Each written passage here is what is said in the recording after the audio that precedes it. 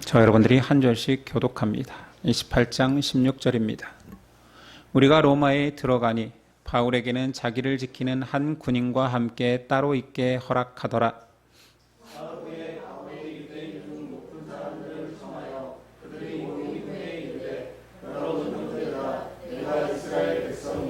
우리 조상의 관습을 배척한 일이 없는데 예루살렘에서 로마인의 손에 죄수로 내은 바 되었으니 로마인은 나를 신문하여 죽일 죄목이 없으므로 석방하려 하였으나 유대인들이 반대하기로 내가 나지 못하여 가이사에게 상소하며 내 민족을 보호하려는 것이 아닙니다. 이러므로 너희를 보고 함께 이야기하려고 청하였으니 이스라엘의 소망으로 말미암아 내가 이 쇠사슬에 매인 바 되었노라. 우리가 유대에서 내게 대한 편지도 받은 일이 없고 또 명제 중 누가 와서 내게 대하여 좋지 못한 것을 전하든지 이야기하는 일도 없느냐. 이에 우리가 너희 사상이 어떠한가 듣고자 하니 이 파에 대하여는 어디서든지 반대를 받는 줄 알기 때문이라 하더라. 그들이 날짜를 정하고 그가 유석하는 집에 많이 오니 바울이 아침부터 저녁까지 강론하여 하나님의 나라를 증언하고 모세의 율법과 선지자의 말을 가지고 예수에 대하여 권하더라. 그 말을 믿는 사람도 있고 믿지 아니하는 사람도 있어. 서로 같이 아니하여 천사 때에 바울이 한 말로 이르되 성령이 선지자 이사야를 통하여 너희 조상들에게 말씀하신 것이 옳도다. 일러스되 이 백성에게 가서 말하기를 너희가 듣기는 들어도 도무지 깨닫지 못하며 보기는 보아도 도무지 알지 못하는도다. 이 백성들의 마음이 우둔하여져서 그 귀로는 둔하게 됐고 그 눈을 감았으니 이는 눈으로 보고 귀로 듣고 마음으로 깨달아 돌아오면 내가 고쳐주라 하니라 하였으니 그런즉 하나님의 이 구원이 이방인에게로 보내진 줄 알라. 그들은 그것을 들으리라 하더라. 바울이 온 이때를 자기 새집에 머물면서 자기에게 오는 사람을 다 인도하고 함께 읽습니다. 하나님의 나라를 전파하며 주 예수 그리스도에 관한 모든 것을 담대하게 거침없이 가르치더라. 아멘. 오늘 말씀의 제목은 예수와 동행하는 사명자. 오늘은 사도행전 마지막 시간입니다. 51번째 설교이니 거의 1년을 저희가 함께 나누었던 것입니다. 오늘 말씀 내용은 로마에 도착한 바울이 로마에 있는 유대 지도자들에게 자신을 변호하고 여전히 갇힌 자의 몸으로 하나님 나라와 예수 그리스도를 전파하는 장면입니다. 바울은 로마에 도착하여서 비교적 완화된 감시 상태에 머물게 됩니다. 그래서 로마에서 가택연금 상태로 자기 셋집에 머물러 있습니다. 로마에서의 첫 번째 활동은 유대 지도자들을 초청한 일이었습니다. 그들은 지금까지 바울이 겪은 일들을, 사건을 알지 못하였기에 바울이 그들을 초청하여 직접 만나 자신의 형편과 사정을 나름대로 설명하기 위해서 청하였습니다. 20절. 이러므로 너희를 보고 함께 이야기하려고 청하였으니 이스라엘의 소망으로 말미암아 내가 이 쇠사슬에 매인 바 되었노라. 바울은 계속 동일하게 말하죠. 자신은 이스라엘을 배척하거나 그의 관습을 멀리하지 않았다. 나는 이스라엘의 소망 때문에 지금 매인 바 되었다 말합니다. 우리는 앞서 계속 언급했던 바울의 주장이기 때문에 이스라엘의 소망을 알고 있습니다. 이는 단순히 개인적인 염원이 아닙니다. 하나님께서 이스라엘 백성에게 주었던 약속의 구원을 말하는 것이지요. 하나님이 이스라엘을 통하여서 반드시 구원을 이루시리라는 확실한 소망이 이스라엘의 소망입니다. 근데 바울이 이 표현을 쓸 때에 유대인들이 오랫동안 구원의 구원자로 기다려온 메시아, 그 이스라엘의 소망이 예수라 말하는 것입니다. 이 선포 때문에 바울은 박해를 당했고 지금 결박 상태에 놓여 있는 것입니다. 간단하게 이 이야기를 들은 이후에 2차로 더 많은 유대인들과 더 긴 시간을 나누기 위해 초대합니다. 바울은 모세의 율법과 선지자의 말을 통해 예수가 메시아임을 증거하지요. 한결같이 아브라함의 언약, 다윗 언약, 선지자들이 약속한 그 메시아가 예수라고 선포하는 것입니다. 결과는 긍정적인 사람보다 부정적인 사람이 더 많았습니다. 우린 충분히 예측할 수 있는 결론이잖아요. 항상 유대인들은 그래 왔습니다. 바울이 그렇게 부정적인 사람들을 보며 이미 하나님께서 이사야 선지자를 통하여서 이런 상태를 예견했다 말합니다. 25절이야. 서로 받지 아니하여 흩어질 때에 바울이 한 말로 이르되 성령이 선지자 이사야를 통하여 너희 조상들에게 말씀하신 것이 옳도다. 일러스되 이 백성에게 가서 말하기를 너희가 듣기는 들어도 도무지 깨닫지 못하며 보기는 보아도 도무지 알지 못하는도다. 이 백성들의 마음이 우둔하여져서 그 귀로는 둔하게 듣고 그 눈은 감았으니 이는 눈으로 보고 귀로 듣고 마음으로 깨달아 돌아오면 내가 고쳐줄까 함이라 하였으니 그런즉 하나님이 이 구원이 이방인에게로 보내준 줄 알라. 그들은 그것을 들으리라 하더라. 이사야 선지자의 예언은 이스라엘 백성이 그렇게 하나님의 구원자들을 기다려 오지만 눈이 있고 귀가 있지만 듣지 않고 보지 못할 것이다 라고 예견합니다. 그래서 자신은 구원에 갈급한 이방인에게 향할 수밖에 없음을 설명하고 있지요. 로마에서 만난 유대인들도 이스라엘 전역에서 만난 여느 유대인들과 반응이 동일했습니다. 바울이 전하는 복음을 받아들이지 않았습니다. 이후에 로마에서의 바울의 사역은 두 절로 간략히 압축적으로 요약합니다. 사도행전의 마지막 내용이지요. 30절, 31절. 바울이 온 이태를 자기 셋집에 머물면서 자기에게 오는 사람을 다 영접하고 하나님의 나라를 전파하며 주 예수 그리스도에 관한 모든 것을 담대하게 거침없이 가르치더라.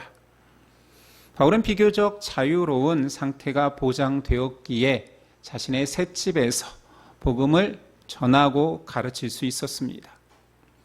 그래도 죄수라는 열악한 환경 속에서도 그는 복음 전파에 조금도 지장 없이 전하고 있음을 보여줍니다.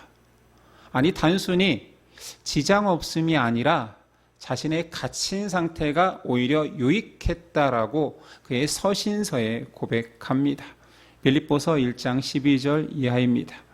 형제들아 내가 당한 일이, 지금 갇힌 상태를 말하겠지요.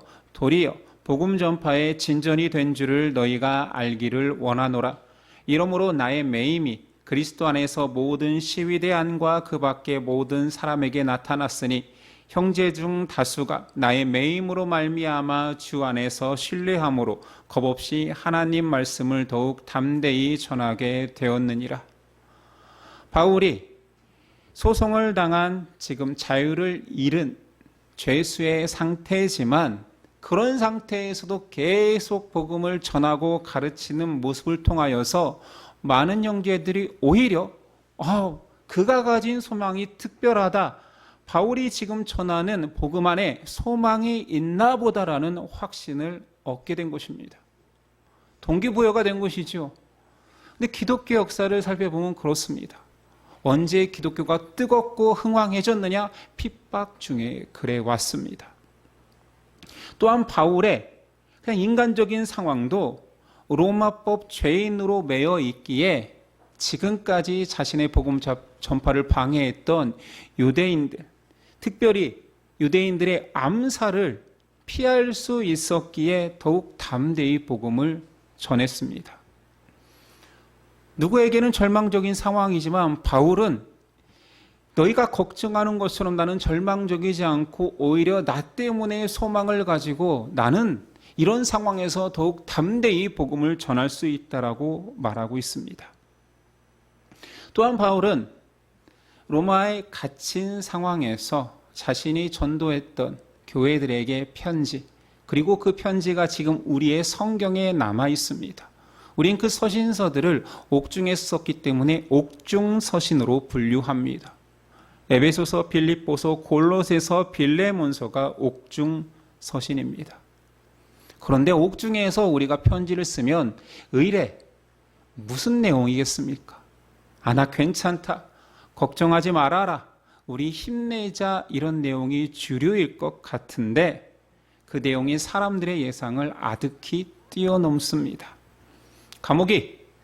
바울이 감옥에서 쓴 옥중서신의 내용은 기쁨과 소망의 고백이었습니다. 빌립보서는 그래서 심지어 별명도 기쁨의 서신입니다. 이 책을 따로 읽고 상황을 모른다라면 아마 자유의 몸에서 복음을 전하면서 여러 가지 기적들을 맛본 자의 기쁨을 말할 거라고 착각할 것입니다. 근데 감옥에 있는 바울이 쓴 서신 중 빌립보서가 기쁨의 서신이라는 별명이 붙게 된 것은 다음과 같은 내용 때문입니다. 빌립보서 2장 16절이야. 생명의 말씀을 밝혀 나의 다름질이 헛되지 아니하고 수고도 헛되지 아니하므로 그리스도의 날에 내가 자랑할 것이 있게 하려 함이라. 만일 너희 믿음의 재물과 섬김 위에 내가 나를 전제로 드릴지라도 나는 기뻐하고 너희 무리와 함께 기뻐하리니 이와 같이 너희도 기뻐하고 함께 기뻐하라. 한 문장 속에 기뻐하고 기뻐하라, 기뻐하고 나와 함께 기뻐하라 말하고 있습니다.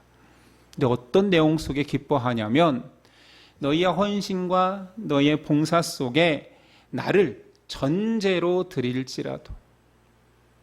바울은 이 전제라는 표현을 쉽게 쓴 것이 아닙니다. 전제는 제사 중에 제물에게 기름 붓는 행위를 전제라 합니다. 너희 교회가 세워져 감에 있어서 내 피가 죽음으로 내 피가 성도들의 교회 속에 흘려질지라도 기뻐한다라는, 로마에서 자신이 처형당해서 죽더라도 자신은 기뻐할 수 있다라고 말합니다. 우린 바울을 위인으로만 보지 우리와 동일한 사람이라고 생각하지 않습니다. 그도 사람입니다. 사람들에게 미움받으면 슬프고 죄수의 삶이 결코 편하지 않는 것이 당연합니다. 그러나 그는 자신이 당할 고난, 심지어 죽음까지도 그리스도의 몸, 교회를 위한 대리적 고난으로 이해합니다. 그래서 기쁜 거예요. 아니, 고난 당하는 것 자체가 그래, 이 고난을 사람들이 알아줄 거야, 내 영광이 될 거야, 하나님께 상 주실 거야 라고 해석하지 아니하고 내 고난은 그리스도께서 몸으로 세운 교회를 향한 고난을 내가 대속적으로 받는 거다, 그리스도의 십자가에 참여하는 거다라고 기뻐합니다.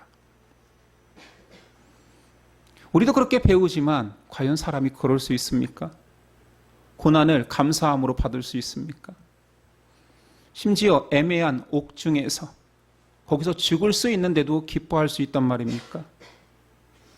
바울이 그런 고백을 할 수 있었던 것은 그가 우리와 남다른 위인이어서 대단히 놀라운 인격적 소양자여서가 아니라 그 답을 그의 고백에서 찾을 수 있습니다.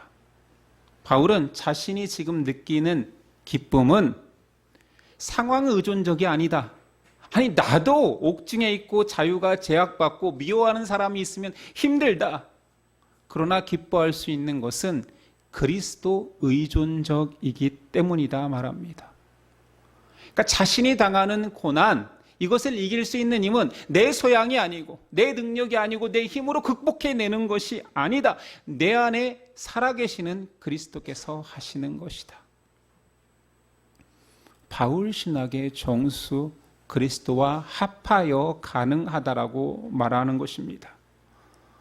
바울은 서신서에서 계속 강조하는 것은 내가 이 모든 일을 한 것은 자랑할 것이 아니다. 주 안에 있었기 때문에, 그리스도 안에 있었기 때문에 내가 어디를 가든지 그리스도와 합하여, 그리스도와 하나 되어 이 모든 일을 감당할 수 있었다. 오히려 고난 속에서 내 안에 계신 예수님이 나를 더 위로했기 때문에 나는 기쁘다라고 말했습니다. 우리가 꿈꾸는 신앙의 모습이지요. 우리는 자유인입니다. 뭐든지 해도 괜찮지요. 그런데 영적으로는 갇힌 자처럼 살고 있지 않습니까? 우리 모두 다 지금 밖에 나가서 하고 싶은 모든 것들 하잖아요. 우리 제약받는 거 있습니까? 심지어 세계화가 돼서 세계 방방곡곡에서 내가 하고 싶은 걸 다 할 수 있습니다. 다 누릴 수 있습니다. 그렇게 다 할 수 있는데 신앙인들은 점점 하나님이 하라는 일은 외면합니다. 예수님께서 우리의 생명을 대신하는 큰 십자가를 주시고, 그래 나를 따라오려거든 너에게 주어진 작은 십자가를 지고 나를 따라오라라고 하는데, 우리는 다 할 수 있지요. 뭐든 할 수 있지요.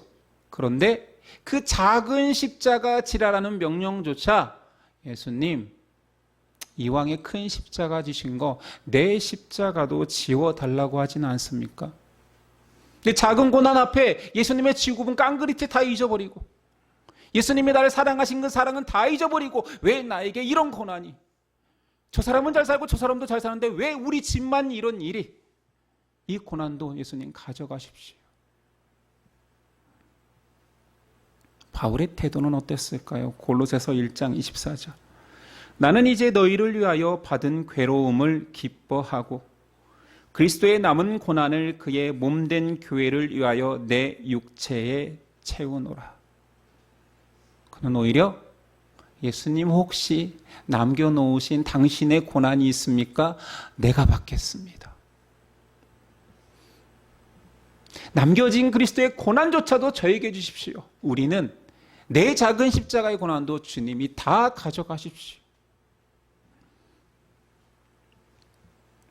바울은 자신에게 주어진 십자가에 동참하는 것이 감격적이고 기쁘고 영광이라고 말하는 것입니다. 이유는 그리스도를 사랑하기 때문이지요. 내 안에 있는 예수님이 귀하기에 대신 희생하고 싶은 것입니다. 우리도 크고 작게 인생에서 그런 사랑을 경험하지 않습니까? 부모 있는 자들은 뭐 더 많이 경험할 수 있습니다. 차라리 내가 아프고 말지, 차라리 내가 힘들고 말지. 바울의 그 소망은 결국 이루어집니다. 바울이 곧바로 지금 로마의 감옥에서 죽는 것은 아닙니다. 나중에 바울의 행적을 살펴본다면 그가 지금의 갇힌 곳에서는 몇 년 있다 풀려납니다. 그러나 다시 복음을 전하다 갇히고 결국 로마 감옥에서 죽음을 맞이합니다. 오늘 사도행전의 결론은 꼭 열린 결말 같습니다. 뭔가 마무리 지어지지 않고 감옥에 있는 바울이 하나님 나라와 예수 복음을 전하고 있다로 끝납니다. 그래서 많은 교회들이 이 사도행전 28장 이후 29장을 우리만의 사도행전을 쓰자라는 캠페인을 합니다. 그래서 Acts 29, Acts 29 뭐 이런 문구들을 달아서 예전에는 교회 스티커로 만들어서 차 뒷면에 Acts 29라는 뭐 글자가 많이 보였었습니다. 그 캠페인을 할 때에는 우리도 거침없이 바울처럼 온 세상에 나가 복음 전파자로 살 것을 종용하는 내용이었겠지요. 굉장히 거창한 표현이었습니다. 그러나 바울의 진면목은 그가 했던 사역 속에 있는 것이 아니라 복음의 감격과 소망을 가지고 살아낸 평범한 나날들입니다. 하나님의 사명은 특별한 사역을 수행하는 것이 아니라 예수 복음을 가지고 예수님과 함께 나에게 허락된 나날을 살아내는 것입니다. 이게 사명이에요. 근데 우리의 착각은 사명은 특별한 사람들의 몫이라고 여기는 거잖아요. 가장 쉬운 오해가 사명자는 목사와 선교사라고 생각합니다. 바울의 일생은 예수님 만난 그 순간부터 예수님과 동행하며 살다 보니 사건이 있었던 거지요. 죽을 위기도 있었던 거죠. 반대도 있었던 거죠. 감옥에도 갇혔을 뿐입니다. 그의 태도가 사명자로 살아갔기 때문에 일어난 일들인 거예요. 근데 우리는 바울이 행한 특별한 일이 사명자의 일이라고 생각합니다. 이것이 틀렸음을 바울 스스로 말합니다. 자신이 경험한 드라마틱한 이적과 고난 극복의 경험을 자랑하는 자들이 있었어요. 바울이 고린도 교회에 그런 자들이 있다는 얘기를 듣고 편지에서 말합니다. 야, 그게 얼마나 어리석은 자랑인 줄 알아? 니네가 그걸로 자랑하면서 영향력을 행사하고 있다며, 그러면 나도 부끄럽지만 니네가 말하는 그 자랑을 한번 해볼게를 하면서 이렇게 시작합니다. 고린도후서 11장 23절이야. 그들이 그리스도의 일꾼이냐? 정신없는 말을 하거니와 나는 더욱 그리하도다.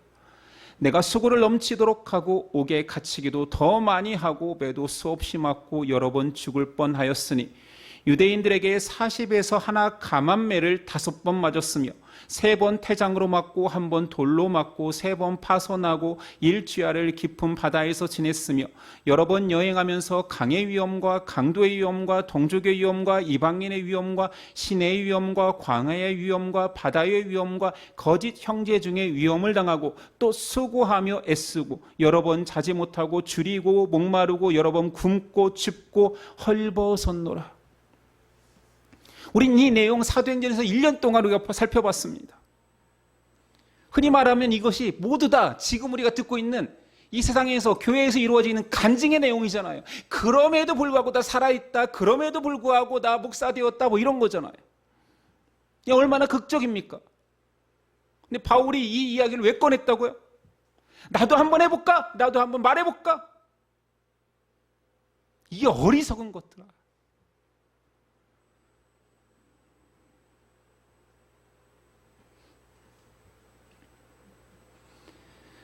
제가 케냐에 있을 때 선교사님들 사이에서 농담처럼 말라리아에 걸리면 선교사로서 훈장 하나 달았구나 이런 표현을 썼습니다. 아니, 한 영혼을 구하면 훈장 달아주는 게 아니라 말라리아에 걸려서 살아나면 훈장 하나 달았네. 말라리아 난 2번 걸렸어. 난 3번 걸렸어. 난 훈장이 3개야. 이런 관점이라면 지금 사도 바울은 무궁훈장이 10개 이상 받은 것입니다. 근데 바울이 이런 자랑하는 자에게 이 정신없는 것들아, 내가 지금 자랑할 게 없어서 이런 줄 알아?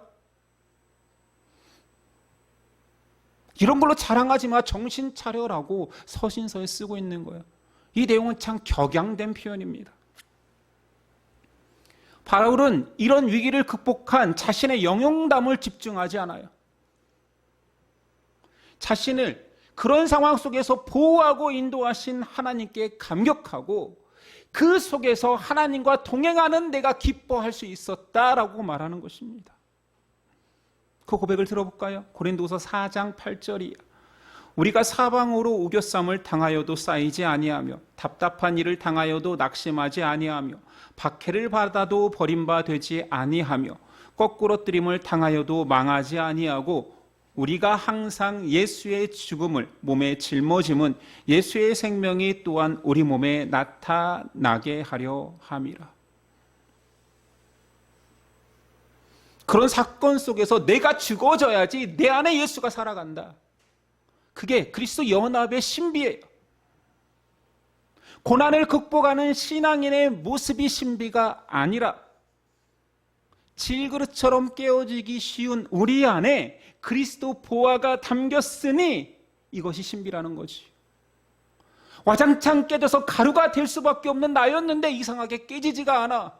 왜냐하면 그 안에 보화이신 예수가 있었기 때문이지.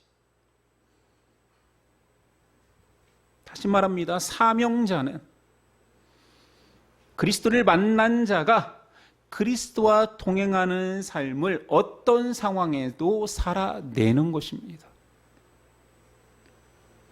교회에서 파송돼서 해외 선교사로 사는 것이 사명자, 그 사람만 사명이 아니라는 것이요. 견습 선교사로 다녀와서 저는 선교를 이렇게 정의했습니다. 이국 땅에 가서 그 사람들과 함께 살아가는 자, 교회를 세우고 성도를 모으고 그런 게 아니라 그 땅에 가서도 내 안에 있는 그리스도와 함께하는 정체성을 가지고 그들과 함께 그 땅에서 살아가는 자.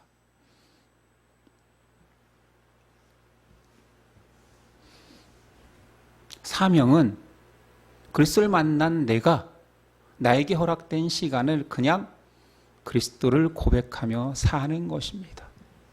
어렵습니까? 그렇게 살다 보면 사명자도 이 땅에서 실패할 수 있습니다. 괜찮죠. 왜냐하면 이 땅에서 성공하라는 사명을 받은 게 아니니까요. 살아내라는 사명을 받았잖아요. 그 실패 안에서 내 안에 그리스도를 더욱 고백하면 됩니다. 그럼 사명대로 산 거예요. 하나님이 기뻐하시는 겁니다. 바울의 기쁨이 그것입니다. 그러니 넘어지고 핍박당해도 괜찮다 말하는 것입니다. 나와 동행하시는 하나님을 더욱 친밀하게 느끼기 때문이지요. 우리 수요일 날 수요 성경 공부는 지금 다윗 왕의 피신 부분을 보고 있습니다. 다윗이 아들 압살롬에게 쫓겨 피난 가고 있습니다. 다윗 왕을 존경하던 백성들도 많을 텐데 그 피난길에 다윗을 싫어하는 이스라엘 백성 시므이가 나타나 조롱합니다. 얼마나 비참합니까? 아들을 피해 도망치고 있는데 이스라엘 백성이 나타나 조롱하는 거지요. 이 조롱을 참다 못해 바울과 함께 피난하던 장수 하나 아비새가 제가 가서 죽여버릴까요? 다윗이 말립니다. 말리면서 하는 고백이 내 이 수치와 고통을 하나님께서 아시기를 원하노라. 이것이 신앙입니다. 나 실패해도 괜찮아. 넘어지고 수치고 손가락질 당해도 괜찮지만 이 모든 것을 내 곁에 계신 하나님이 알아주신다면 세상 어떤 소망보다 나에게는 큰 소망이 생기는 것이다 고백하지. 하나님께서는 우리에게 이 세상을 살면서 이겨내라, 승리해라 이런 표현을 잘 쓰지 않습니다. 깨지고 무너지고 작아지고 실패해도 괜찮다. 너 그럴 줄 알았다. 너 원래 그런 자였잖아. 그러나 내가 너를 놓지 않는다. 나와 함께 하자라고 말씀하십니다. 여러분, 거창하게 이 세상에서 대단한 성취, 아니 그 반대인 대단한 고난을 살아내라고 하는 게 사명자가 아닙니다. 평범함 속에서도 주를 놓지 않고 동행하라는 것입니다. 이게 어렵지요. 신자는 깨어지고 무너져도 믿음의 소망을 잃지 않고 계속 고백하며 살아내는 자입니다. 이것이 어려운 것은 교회가 잘못 가르칠 때가 많거든요. 저 같은 목사, 저 또한 청년들에게 야망을 심어주는 설교를 좀 많이 했던 것 같아요. 사명은 화려하지 않습니다. 여러분, 화려한 사명에 속지 마십시오. 신앙인이 세상을 정복하라? 그런 사명을 주신 적이 없습니다. 너 안에 믿음을 지켜라지요. 그래서 가짜 믿음이 난무하는 거예요. 예수님이, 부활하신 예수님이 세상에서 승리하셨습니까? 영적으로라야. 하나님 나라가 임했으니지만 우리가 모두 다 인정하는 것은 예수님은 로마의 핍박 아래에서 돌아가셨고 로마 병정 하나도 굴복시키지 못하고 그대로 승천하셨습니다. 세상을 정복하지 않으셨습니다. 오늘 바울이 사도행전 끝에 로마에까지 가서 복음을 전하니 로마가 무너졌다 이런 내용으로 끝나지 않습니다. 그런데 많은 교회에서 강단에서 크리스찬들이 믿음을 가지고 하나님과 동행하면서 세상에서 승리하기만을 말하고 있습니다. 말은 그렇게 하지 않지만 세상과 똑같은 성공을 꿈꾸게 합니다. 교회 다니면 서울대 가고 하버드 가고 노벨상을 탄다라고 기도 제목에서 공공연하게 매주 기도를 시켰었습니다. 교회에서 너무 잘난 사람이 많아지고 교회에 유명한 사람이 많아지면 위험합니다. 그들이 신앙의 본이 되기 쉽거든요. 나도 저 사람처럼 되고 싶다. 흔히 말하는 신앙에도 MSG가 쳐지는 거예요. 신비한 기도 응답을 원하십니까? 넘치는 축복을 원해요? 금식 기도하십시오. 특별히 이렇게 더울 때 여름에 기도의 산으로 올라가 하나님께 달라고 하십시오. 나무 붙들고 뿌리가 뽑힐 때까지 흔들면서 간구하면 하나님 울며불며 간청하면 무조건 들어준다는 강청 기도의 능력.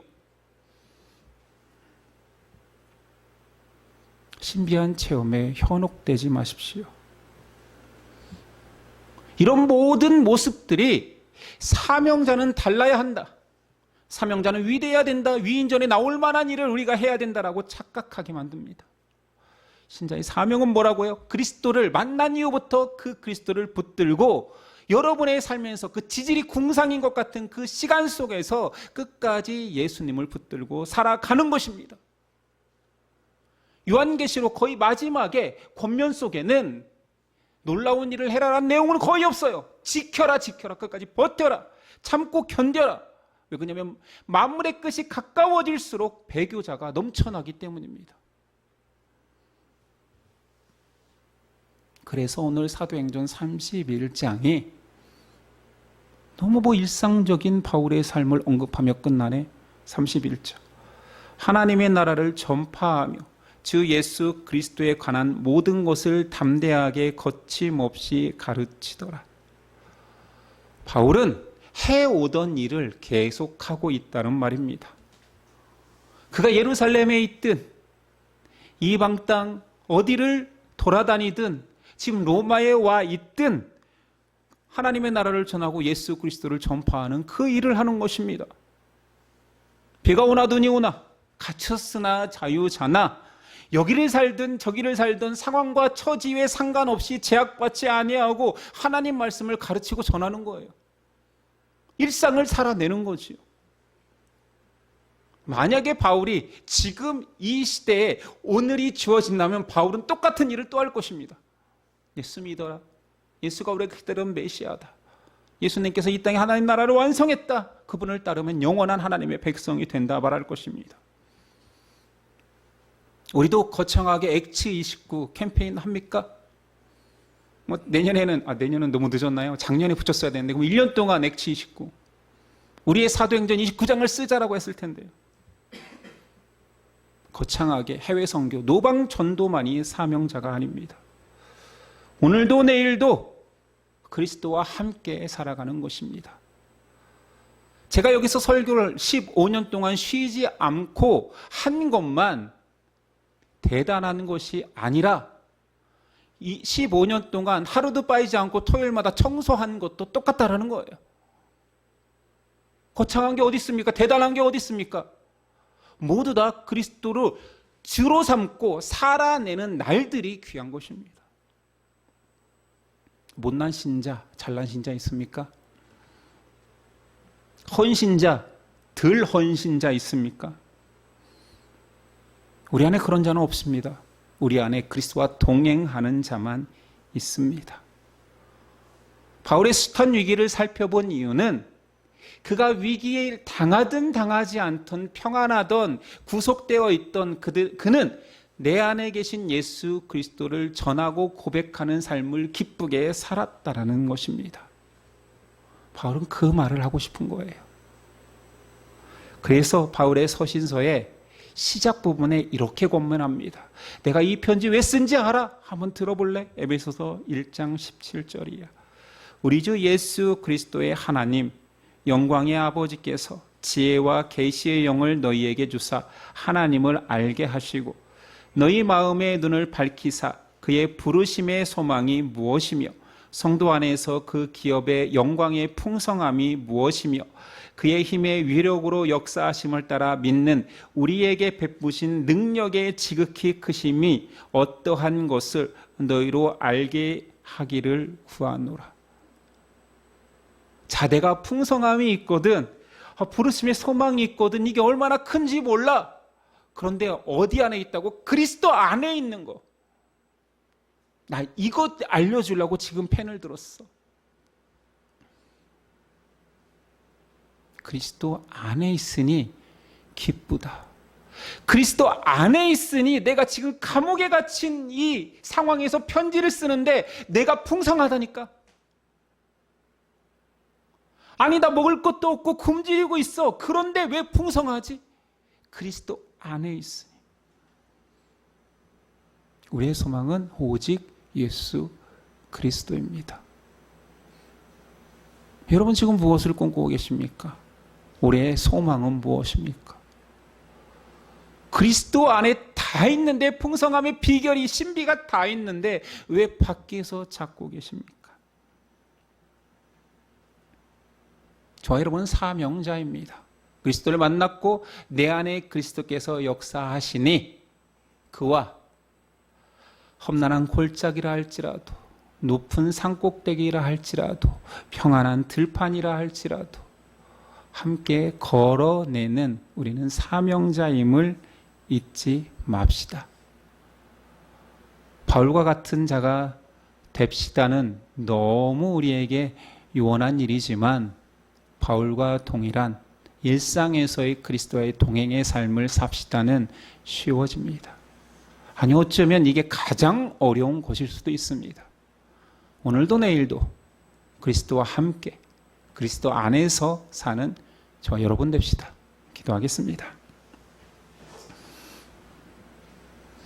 주님, 긴 시간 사도행전을 통하여서 우리에게 믿음의 사람들, 하나님께서 어떤 은혜로 지금 우리를 부르셨는지, 예루살렘과 온 유대와 사마리아와 땅끝까지 전파된 그 복음이 우리에게 어떻게 도달되었는지를 보았습니다. 바울이 복노 외쳤던 예수 그리스도가 지금 우리 안에 역사하고 계십니다. 2000년의 시간을 뛰어넘어 공간의 한계를 뛰어 지금 한국 땅에서 21세기의 예수 그리스도를 주라 고백하는 자들이 여기 있습니다. 하나님이 하셨습니다. 하나님의 소망은 끝나지 않았습니다. 우리가 이제 이 소망을 품고 그리스도와 동행하는 삶을 우리 인생 속에서 살아낼 때 우리의 소망이 다음 세대에게, 우리 자녀에게, 우리 주변인에게 이 땅에 계속적으로 그 소망이 꽃필 것입니다.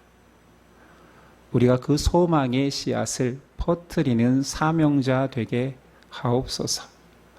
일상의 힘듦이 고난으로 끝나지 아니하고 그 속에서 그리스도를 발견하길 원합니다. 내 인생의 고난이 그 안에서 하나님과의 친밀한 교제, 하나님의 위로를 더욱 느끼는 수단 되게 하옵소서. 바울과 같이 사는 것이 우리의 일상에서의 주를 고백하는 삶임을 기억하며 나도 바울이다, 나의 엑츠 29를 써내려가는 우리 되게 하옵소서. 성령님 끝까지 우리와 함께 하심에 감사하오며 예수 그리스도의 이름으로 기도드립니다. 아멘.